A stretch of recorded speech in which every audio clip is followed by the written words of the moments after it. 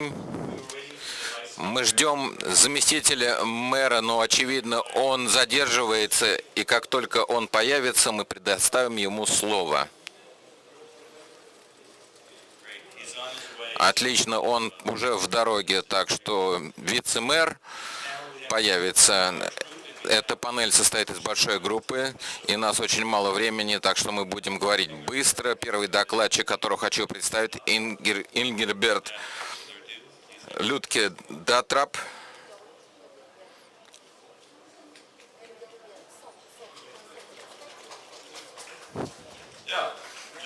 Дамы и господа, господин мистер Стефан, надеюсь, что заместитель мэра появится, и со-докладчики, может быть, я начну свою презентацию.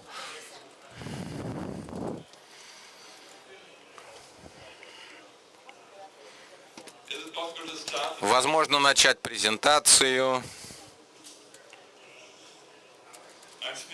Я рассказываю о Берлине, растущий город Берлин, стратегии, новые политики строительства жилья, и было бы приятно включить презентацию, наконец.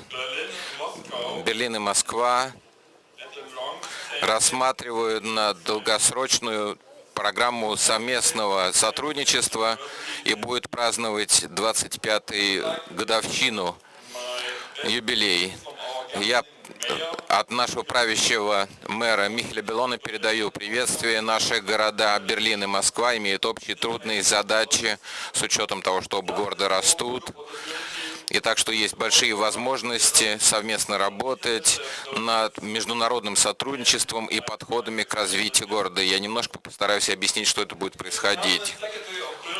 Как представитель Департамента городского развития и строительства окружающей среды, я хотел бы представить наши основные усилия в Берлине. Берлин – это полицентрический город, и Берлин – быстрорастущий город. Если посмотрите на количество населения, вы увидите, что наше население повысилось за последние 5 лет, и приблизительно 250 тысяч приехало за последние 5 лет в Берлин. Но более важно то, что повышается количество занятых на работе за последние 10 лет. У нас 200 тысяч людей получили новую работу. Если посмотрите на прогнозные цифры, вы видите, что... And the big challenge for Berlin is to provide enough housing for the new to Berlin coming people. Berlin faces the challenge of building a lot of affordable flats very quickly, whilst remaining a city with a good quality of life. In order to meet acute demand, 20,000 flats are needed every year.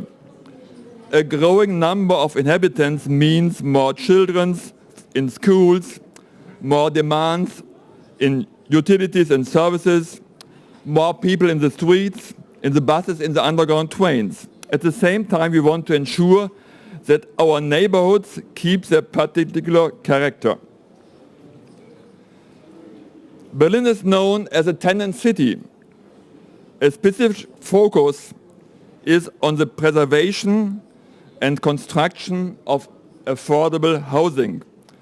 Строительстве доступных домов. Наши государственные компании. For the urban development.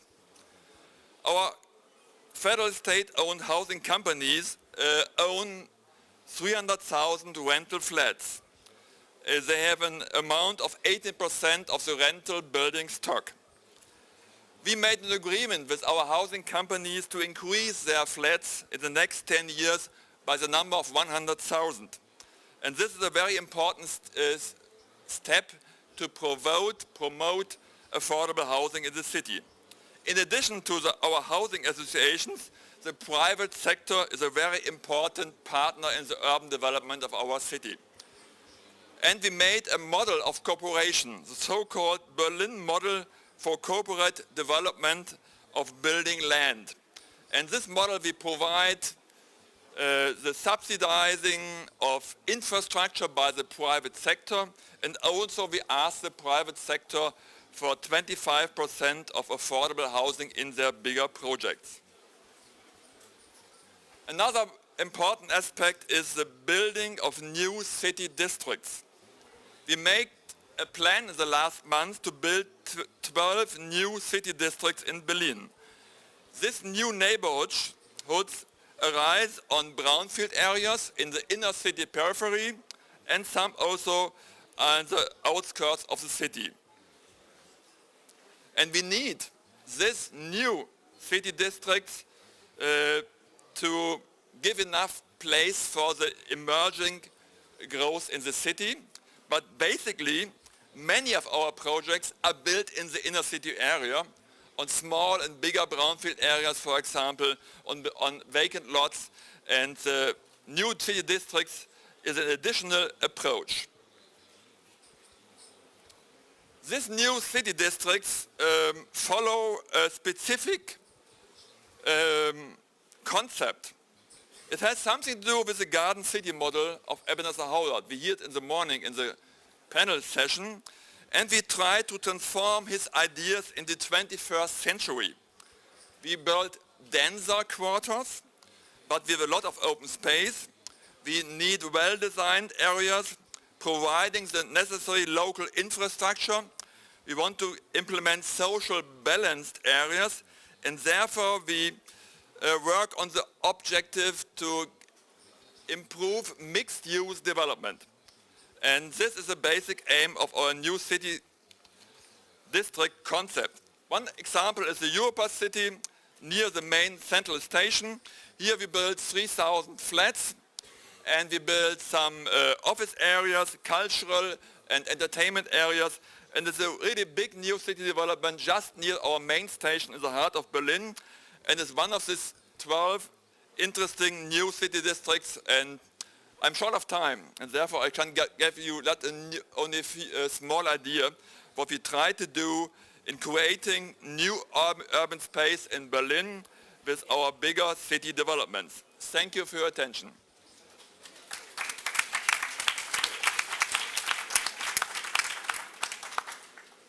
Thank you, Engelbert. Our next speaker is Dan Ringelstein. Dan, come on up, please. I need the clicker. If you can speak from there, if you would.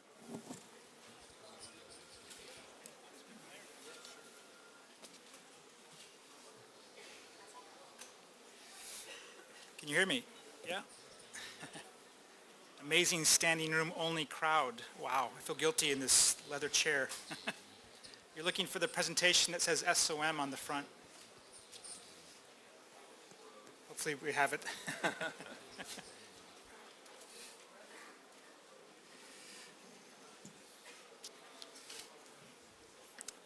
I was just going to talk more generally about the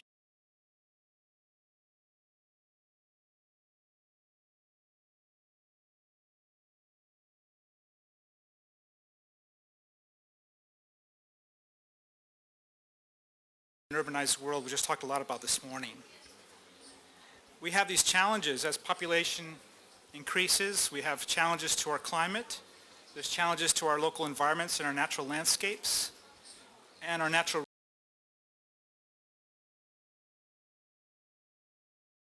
solving a lot of the issues at the scale of the planet in terms of carbon emissions and making sure we use the resources of this very sensitive place.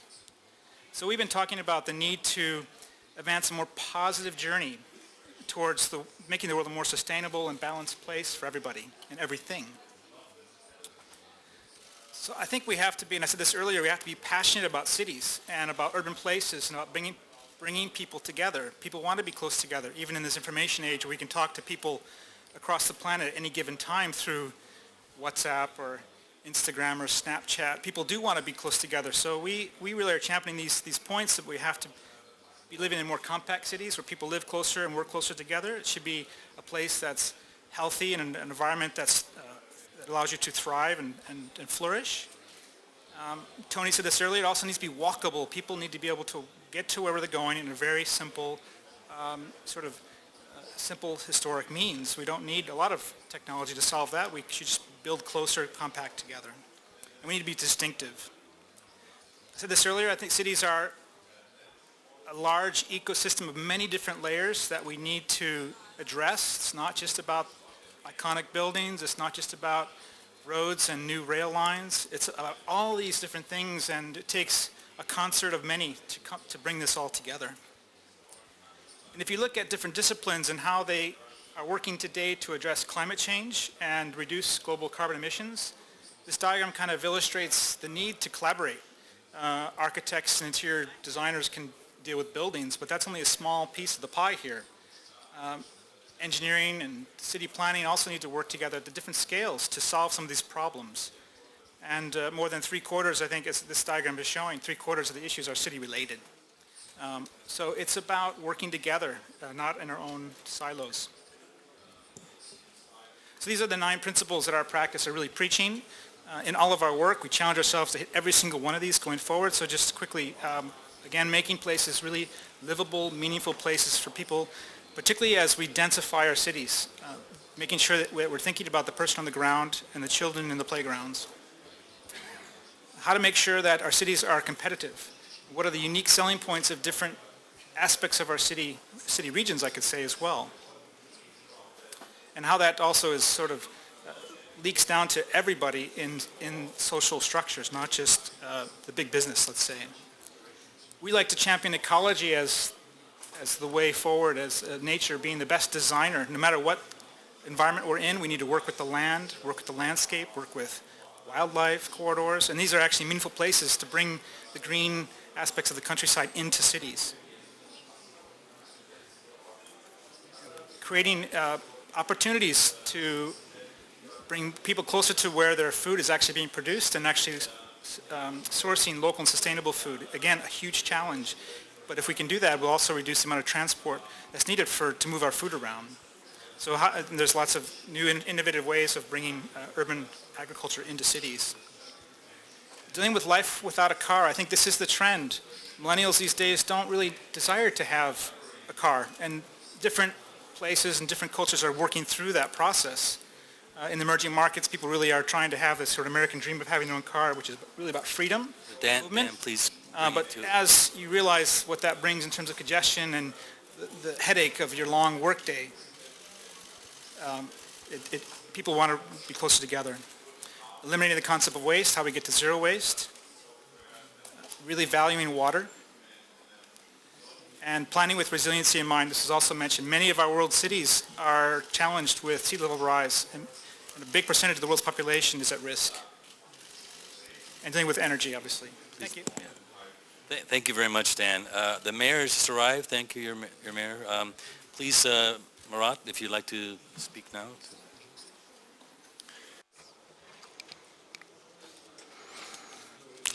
Hello, dear colleagues. Good afternoon.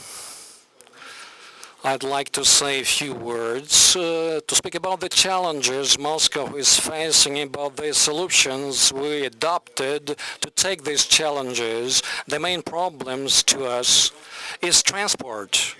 So the first solutions the mayor began his activities is to adopt a program on development of the transport infrastructure. We took a decision on the metro to increase metro flow by 1.5 times. Not only did we take a decision, we are building the metro. We built 34 stations.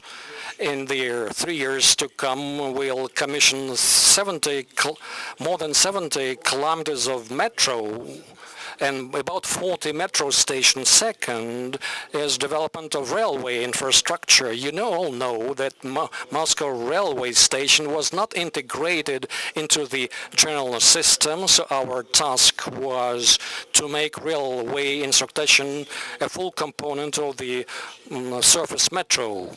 I think we are coping with the challenge, and this year, before the end of the year, we're planning to launch the so-called second ring of the metro, 54 kilometers, 31 stations, intersecting 9 9 directions of railway with 17 metro lines. This will enable us to create a powerful center of development, and the main thing, this is not a transport problem. This is development of territories around the small ring of the railway. I mean, these are depressive industrial zones, and after the passenger flow appears, they will come to life, and there are 10,000 hectares of land on which we're working and trying to reconstruct and develop. Next serious problem we are tackling is transport and changeover nodes. The task is not only to provide transportation and changing to maximum should make it short and convenient, and we are also concentrating real estate there so people to a maximum on foot could work on foot and have a rest within the walking distance. The transport nodes we are building along with real estate, the coefficient of 50% will live nearby. That's the quota. This will change the transport infrastructure and the configuration of the city. We keep on building roads. We built more than 10% in the last 5 years, more than 20% of all tunnels and bridges and overhead passes. And this allowed us, notwithstanding 1 million cars, an increase of, in addition to 4 millions, by 16%, where we drive faster, and we gave the first place to other megacities. We gave the first the place in terms of congestions to other cities. We made a breakthrough not to lose investments. We connected other territories to Moscow 4 years ago, and they join us not to lose investments in this city and to create a new business activity center, a new residential neighborhood and a new territory. About 1.5 million and 1 million people will live in the new Moscow. During this time, 80,000 jobs were created in the new territories. Indeed, we now have a new city. We are designing and building anew. It is a serious urban decision. And next thing is industrial zones. We're actively working on them. There are 18,000 hectares on the federal level. We adopted a federal law for the development of industrial zone that allow us to use them for the urban development. So depressive industrial zones, we hope, will come to life again. Earlier, we didn't even plan to develop those territories. Today, these will become a new part of the cities. This is a huge breakthrough. Another serious solution. 5 years ago, the mayor took a decision, city capital investments are tackled in the addressed target investment program for 3 years. We are having the investment program, and this focus address problem allows us to plan 3 years ahead. And as for metro is concerned, for 5 years.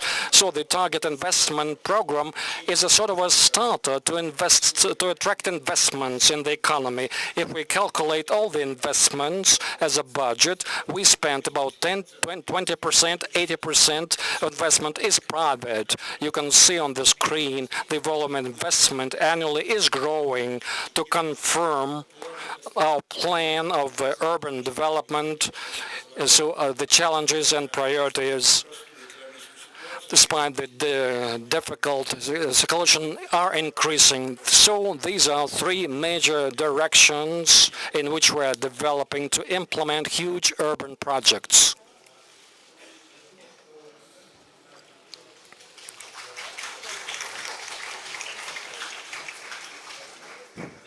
Vice Mayor. Our next speaker is Stefan Zendler.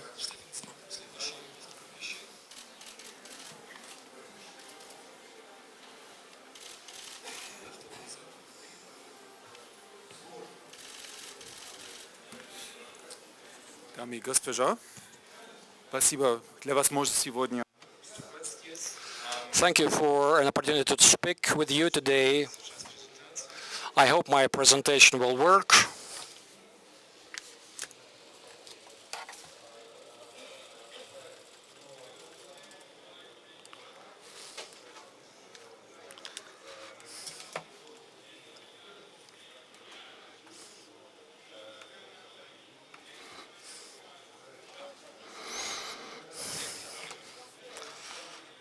Выступающий Стефан Зендлер. Стефан Зендлер. Thank you, colleagues, for an opportunity to speak with you today and participate at this round table. A lot was said, and I think it is very important. What is going on in Moscow is very important. I've been here for 10 years, living and working in Moscow. I can see that. And I'm happy to have an opportunity to participate in this development. We govern and consult and do engineering of various facilities. We are from Germany. Our mother company is in Stuttgart in Germany, and this urbanization and urban development for us is a long-term project. We participate worldwide. If there's any place where expansion of the city territory occurs, or vice versa, when new solutions are needed to arrange things on a small territory, like here in Moscow, we are involved, and we are trying to develop city structures. We already gave the figures. 70% from the total strength of people will live in cities. It's a formidable task. What it means to us, it's a number of technical and functional solutions to be tackled. What is going on? If this does not happen, in Asian countries, for instance, if this does not happen, strategically, things are not done correctly yet. I spoke about environmental input today. We should not think in terms of asphalt and concrete and bricks. We should see city infrastructures as intellectual or interactive platforms to interact with each other. We realize that even if we have good roads in such cities as Moscow, we need new technologies. As of today, we have opportunities to do that. There are major projects, first of consortium of development of Constanta and participation on the project of International Financial Center where we are engaged. I'd like to show you here, this is a connection, an interaction of all those systems as of today is very important. We can see there are many factors, both technical and functional. Accessibility, availability of figures is very important. As of today, we're developing a project for International Financial Center in Moscow. Within the BIM system, we are doing it because it's easy to build later with BIM, but we need availability of data for future use. To get information about the density of jobs, of population, etc. We need this information, and this gives us an opportunity to manage and govern and correctly operate these facilities. This is a specific example of implementation here in Moscow. Another example, development of a place,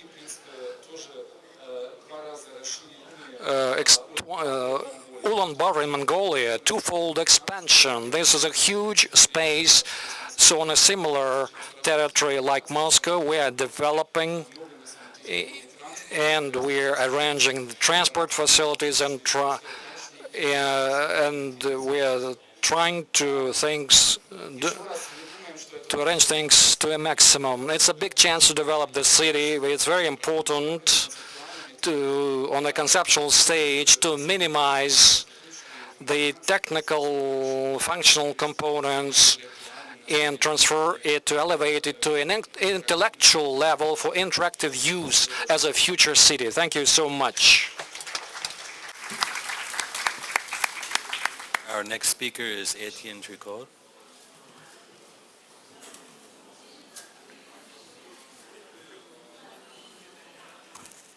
So may I have the AREP presentation, please?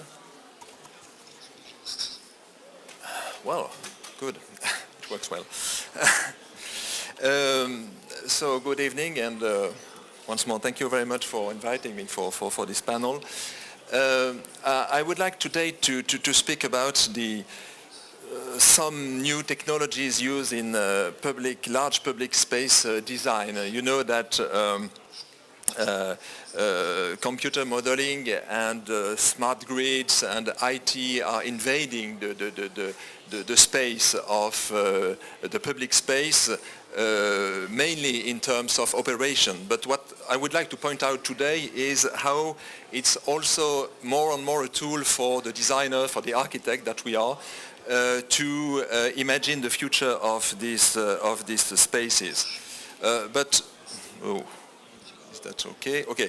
First, a few words about my company, AREP. AREP is a practice of 800 architects, urban planners, engineers who are working mainly on what could be called the new spaces of mobility within the cities. I mean the hubs, the TPU, as we say in Moscow, the Shunyo, as I say in China, the pôle d'échange, as we said in France, and which means these spaces where new ways of living are developing nowadays. And we also work mainly on TOD, transport-oriented design, which means that new types of districts around hubs, around places of mobility, which develop intense mixed-use activities. Our office is in Paris, in an old factory which has been reconverted for office, and so we are working in different countries, and more recently in Russia, where we won the competition for Skolkovo urban planning a few years ago, and it's the way we started our work in Russia. So that's Skolkovo. I would like to illustrate my speech by just three fields of computer modeling, which are nowadays really the tools that the designer, the architects use for imagining the new spaces, public spaces. When I say new public spaces, one of the characteristics of these spaces is that you do not exactly expect precisely what is to happen in these spaces, and we are aware that what we design is sort of capable, enabling space for new activities, new way of living in the city, and so they have to be very easy to use, easy to understand, comfortable, and in order to create a right and good frame for the urban and social life. Modeling. So it's now not new. It has been used for years now, how engineers for structure can imagine new shapes inspired by nature or by any cultural elements. That's a station we've designed in Wuhan, in the center of China. You know, China has developed a huge network of high-speed train in the last 10 years, and we have designed a series of stations for them, high-speed train station. And really, this computer modeling is help to both to imagine, to create, to calculate, and to construct these new types of structure, which enable to create these spaces for the crowds, for the transportation system. Another example in France, where we have wrapped the old station within a new glass box, a new glass house, in order to create a new concourse for the intermodality, for the people commuting from the train to the other urban transportation. More than that, and more recently, the computer modeling is really a help to master the internal climate of these huge new public spaces. Even if they are half open, half closed, not air conditioned at all, The computer modeling is help to optimize the organization of the space, the organization of the facades, in order to have the right air temperature, the right airflow, the right natural light level. An example, in the station we opened in Casablanca, Morocco, 1 year ago, where that type of device help us to optimize the height and the volume of the space, the quantity of light which is arriving from the top, the way a modern mouchrabier creates a sort of filter between inside and outside in order to master the sunlight and the sun heat. Another example which is more interesting in terms of high-tech and low-tech together is the way we create a complete natural air conditioning for concourse, just using the sun energy, both in winter and in summer. That's in a small station in Bellegarde in France, where there is a sort of cupola which is in fact made of two couples, an opaque one in the center and a transparent one outside. And so in winter we heat the air through this device, and we push the air inside the concourse, and which is less frequent in summer. We use the chimney effect to push the air out of the concourse, and which is replaced by fresh air arriving by these pipes through the earth, which means that you have cool air coming from the sun energy in summer, which is a sort of low-tech, but which is based on these high-tech calculations. And to finish with, that's my last slides, how not only we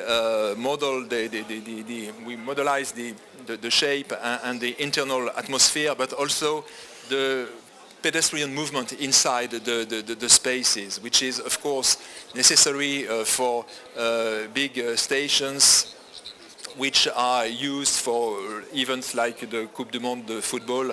It was the case in France when we designed this station close to the Stade de France, but also for a huge hub like this Gare Saint-Lazare in Paris that we completely changed 3 years ago now, in order to make it a new place for intermodality with 450,000 people a day, but also for services, for urban services, for retail. And through this calculation of passenger flows, we were able to optimize the dimensioning and the organization of all the circulation and all the spaces. So, and that's the end. And the next step is what is called BIM, which is maybe a revolution, maybe not, but surely is the next step where all these different systems can converge into one system of computer modeling of the buildings, working both on the shape, the structure, the atmosphere, and the prediction of the functioning of these public spaces. Thank you very much.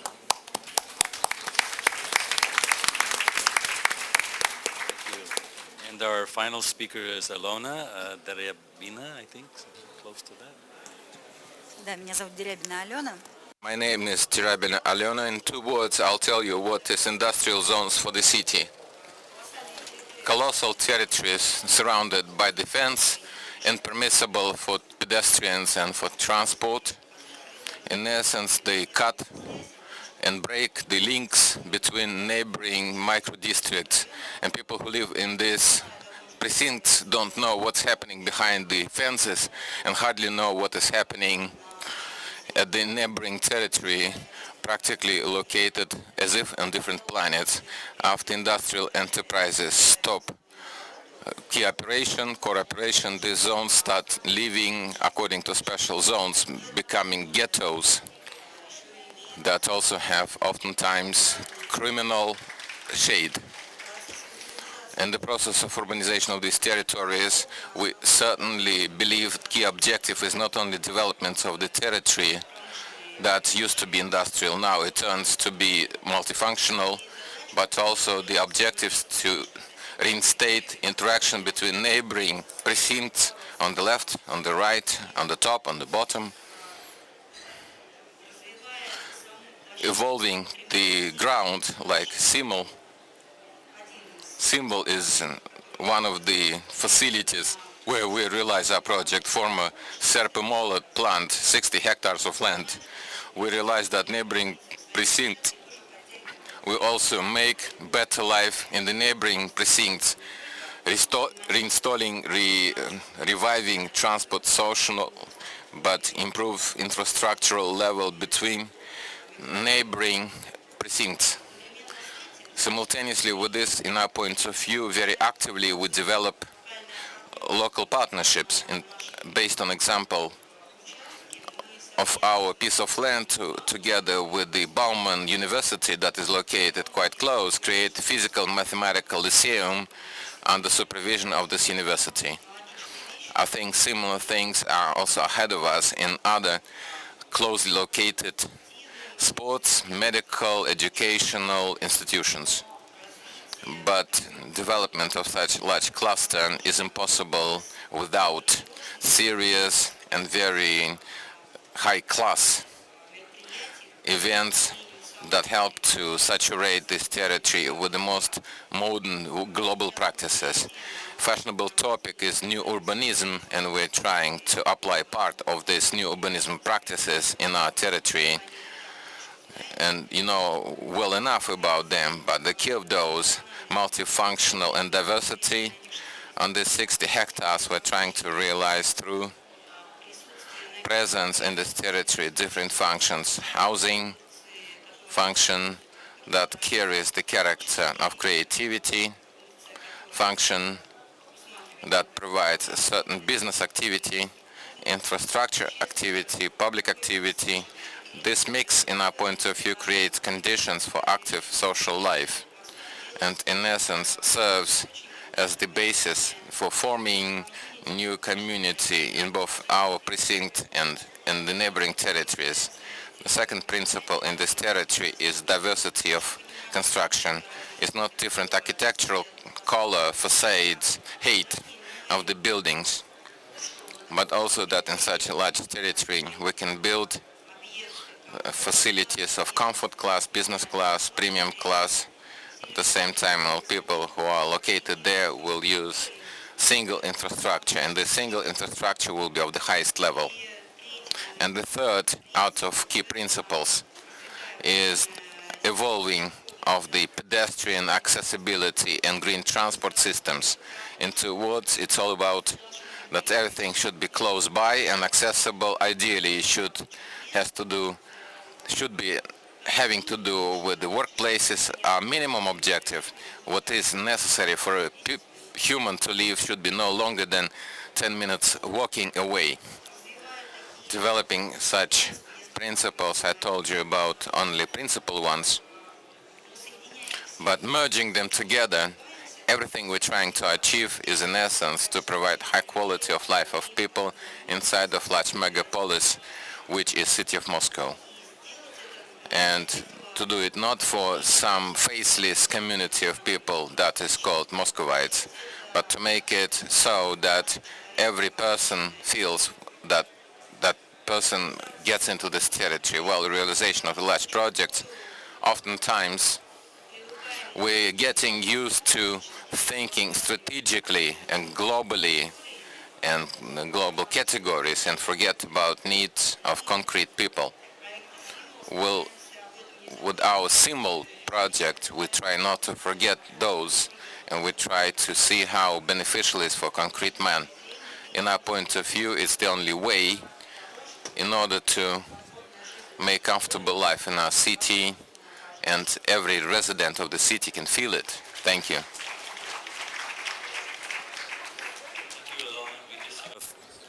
Few minutes left, perfect timing for comments from an expert commentator. Sergey will come up and close. Добрый день, меня зовут Good afternoon. My name is Sergey Nikiforov. I'm chief engineer of Lachta Center from St. Petersburg. Seems to me that one of the most indicative examples of urbanistical development can be our project in St. Petersburg in the Primorsky district. And this is the good example of all aspects of urbanistics from the transport standpoint, from infrastructural standpoint, from standpoint of the grids, and even image items. But my question is to Mr. Daltrup, who represents Berlin. Considering development of Berlin and considering that how city makes decisions, does the city have some indicators that give opportunity to invest into development of certain neighborhoods and districts and zones just before other investors, private investors come? That is, are there any elements that tell you, yes, in this district you immediately must invest, I mean along with Olympiad or some big events, and the city resolves yes? Berlin has a, I think, really sophisticated urban planning system. We have a general planning idea about Berlin. We have just implemented the Berlin strategy for the year 2030. And we selected key projects, and we have 10 areas we call transformation areas, where big urban development is going on the way. For example, we built a new airport in the south of Berlin, and in 2 years we start the redevelopment of the old inner city airport area. And we have other areas in the inner city which are under process of transformation. That's one big thing. The second thing is that we have areas in the city which are new, where we try to implement new urban districts with about 5,000 units, 10,000 people, mixed-use districts. And we have many sectoral plans. We try to show the development of the central system, the system of the polycentric structure of Berlin. We have infrastructural plans for transport, for housing, for commercial development, and we try to structure the growth process in a certain planning system, and we give advice to the investing parties where the best place they could work and which place we have different plans. And I think we have, I think also Moscow, I learned today, we have a very strong tradition of master planning in both cities. Fantastic. That concludes our panel. Thank you everyone for attending. And not to put you on the spot, but Vice Mayor, would you like to say a concluding remark? And we're through. Thank you, Vice Mayor. I want to thank everyone for participation, certain experience of all participants of this panel discussion and experience of people in the audience. And in general, everyone at this forum will be beneficial for Moscow, and we hope very much that those who come will also gain experience. We are ready to learn, and we're ready to share our knowledge. Thank you very much to all.